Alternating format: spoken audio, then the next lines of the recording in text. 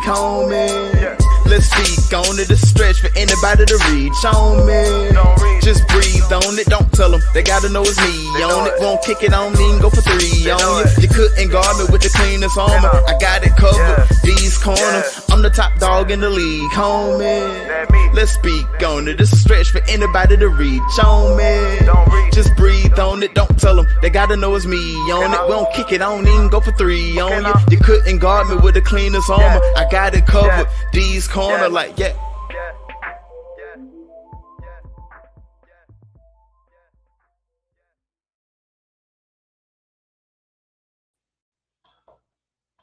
What's up, everybody? Welcome back to another episode of D's Corner. I'm your host, D.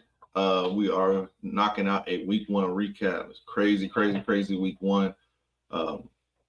Already teams dealing with some injuries, already teams looking like we're not what they thought they were. Some of us already getting ready to throw some teams away. We got Thursday night football tonight. We're going to do the preview and picks of the Bills and the Dolphins.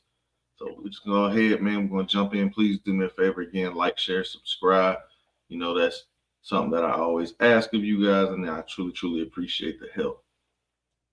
All right, so for my week 1 picks, man, I went 9-7 on my picks. Not too hot, but above 500, so I ain't too mad at it. So let's jump in some of them picks. I was right with the Chiefs. That was a hell of a game to think about how badly, to a degree, Lamar played and throwing the ball.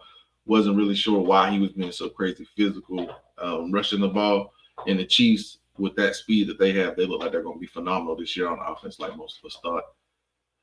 The Falcons and the Steelers, I was expecting a better performance from the Falcons. The way they played, Kirk Cousins, who's a really good play-action quarterback from under center.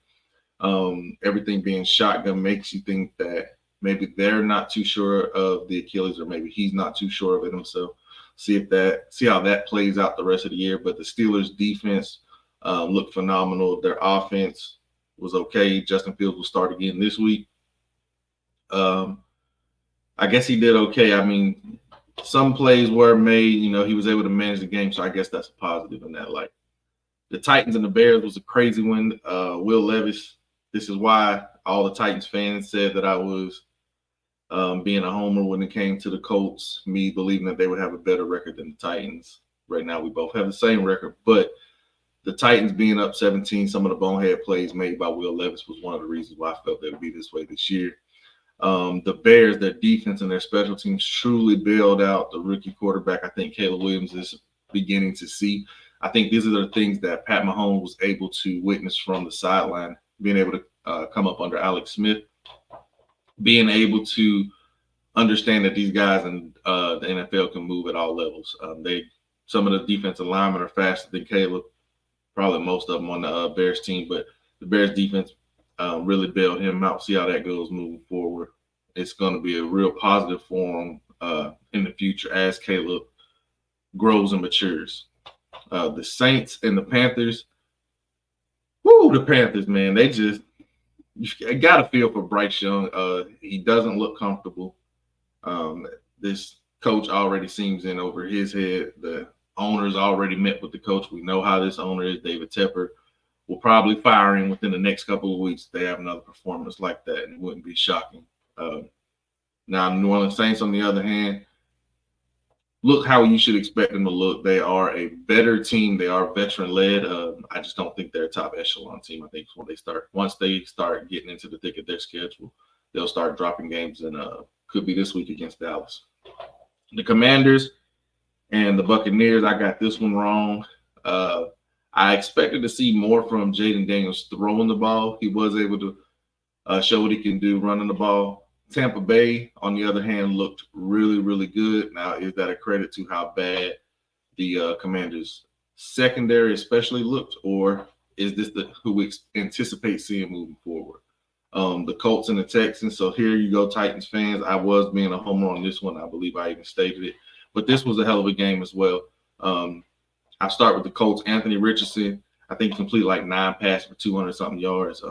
The one where he slipped and everything. This is what has most of us filled with hope when it comes to this team. What they can do running the ball, we already know. But once he is more comfortable, has the experience, and grows and matures, he didn't have a lot of starts as a college kid. He didn't have 4 starts last year, and he got hurt in 2 or 3 of those games before being done for the year. So to be able to battle CJ with how porous our defense looked, our offense does look good. But this, if our defense stays like this is not going to be a good year for us. Chris Ballard and Gus Bradley will probably be gone.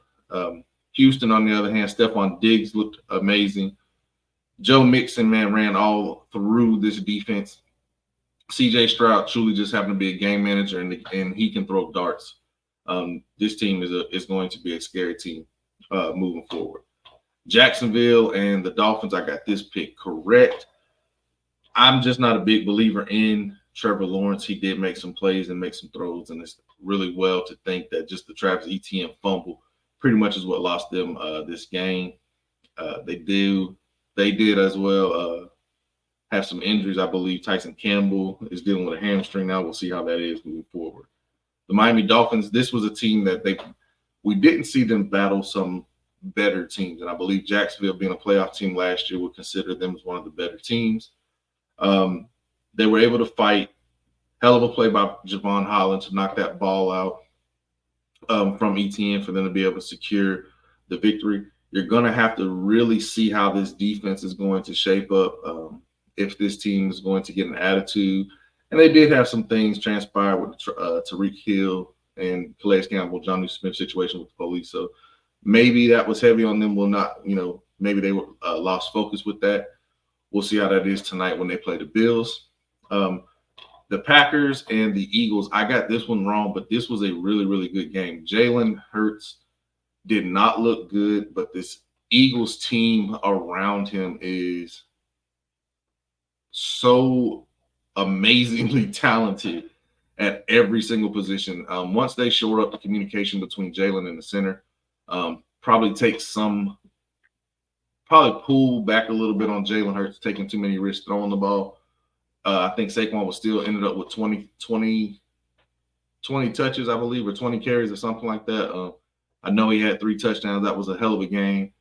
Unfortunate turn of events for the Green Bay Packers and Jordan Love with the MCL sprain. Hopefully he is able to come back. We'll see how Malik Willis is able to steady the ship.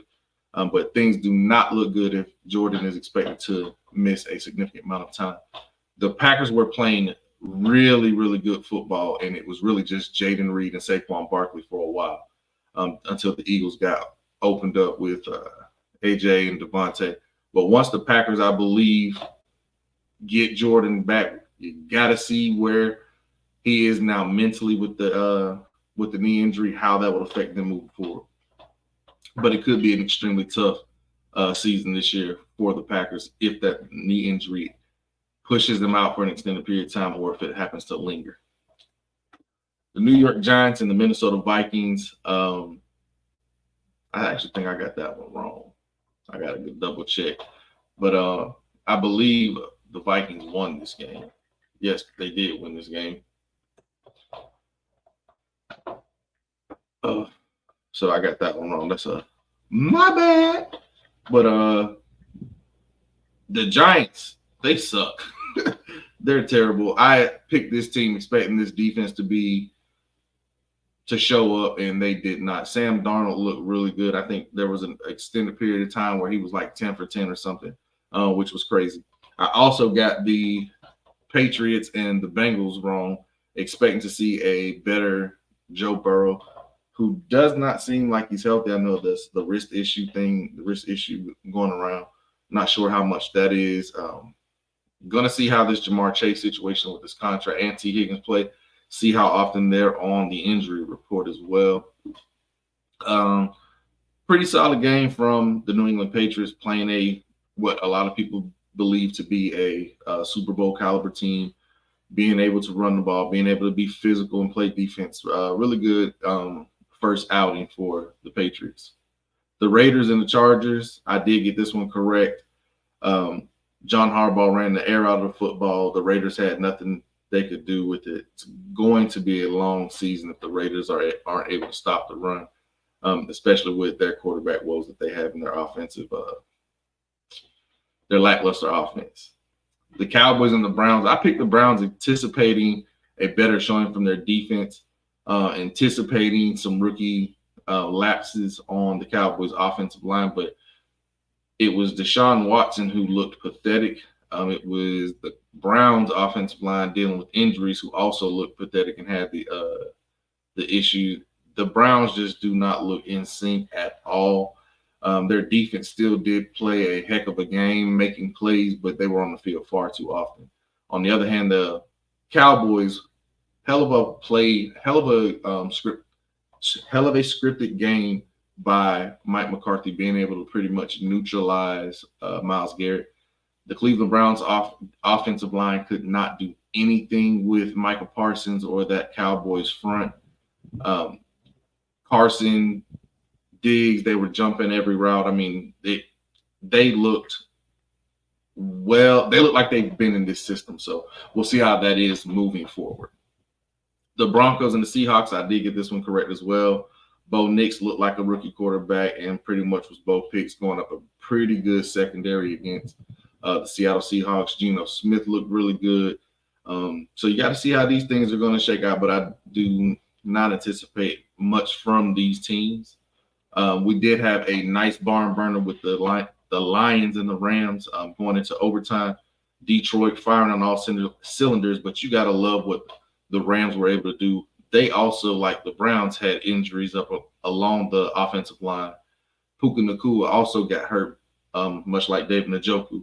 But Matthew Stafford, Cooper Kupp, Tyler Johnson was an unsung hero in that game for them, being able to battle what many believe to have probably a top 3 maybe roster with the Detroit Lions. That was a hell of a game. The Buffalo Bills, Buffalo Bills and the Arizona Cardinals. I got this one right as well. Josh Allen was just being Josh Allen, and he was just too much for the Cardinals. One thing to keep an eye on when it comes to Cardinal is the comment that Kyler said that it's not his job to make sure Marvin Harrison Jr. gets the ball. He had 1 catch for 4 yards. So you got to see how that goes moving forward. Kyler is not a person who's afraid to get into it with his receivers. We've seen this before with D-Hop as well. San Fran and the Jets. I anticipated seeing a much better stout defense from the New York Jets. You got to anticipate that being fixed moving forward. However, Aaron Rodgers did make some throws.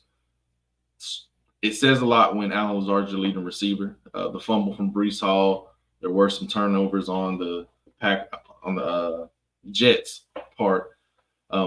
San Fran looked like a well-oiled machine now on defense. On offense. Their defense did make plays. Like I said, Aaron was able to be Aaron. I don't think I've ever seen a quarterback that is able to make a team jump offside as much as he is and literally take advantage of that free play. His percentage has to be crazy high for that. So those were the picks. So I was actually 8-8. So I was exactly 500. So tonight we have the Buffalo Bills against the Miami Dolphins. Should be a hell of a game. We do have some injuries on both sides of the ball, and Buffalo, their defense is dealing with some injuries. I think Teron Johnson, the big notable name, will not play. With the Miami Dolphins, they have Devon Achane, who is a game-time decision, and Raheem Mostert is already listed as out. With Buffalo already dealing with injuries with can't think of the linebacker's name who got hurt last year as well.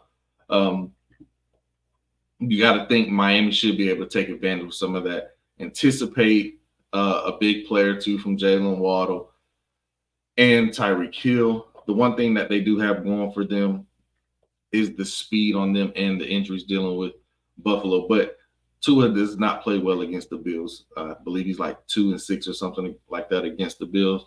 On the other hand, Josh Allen kind of dominates the Dolphins. So I'm going to go with Josh Allen and the Dolphins tonight. I'm anticipating Josh Allen just doing Josh Allen-esque things. Hopefully he's not too banged up. He does have an injured left hand. We'll see how that goes as well moving forward.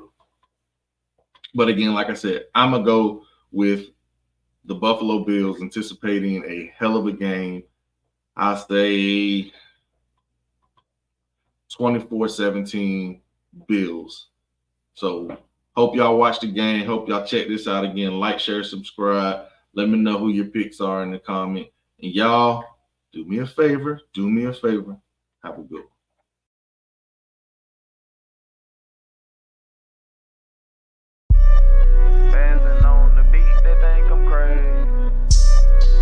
Got it under control, babe. You don't want smoke, all you see is the same. LB tapping, keys in making waves. Ay. Step back, keep your distance. Ain't no telling what I just may do. I've been vibing, minding my business. Throw one up if you can relate to. Said if I ain't got it, I make do. Can't be stuck waiting on a breakthrough. And on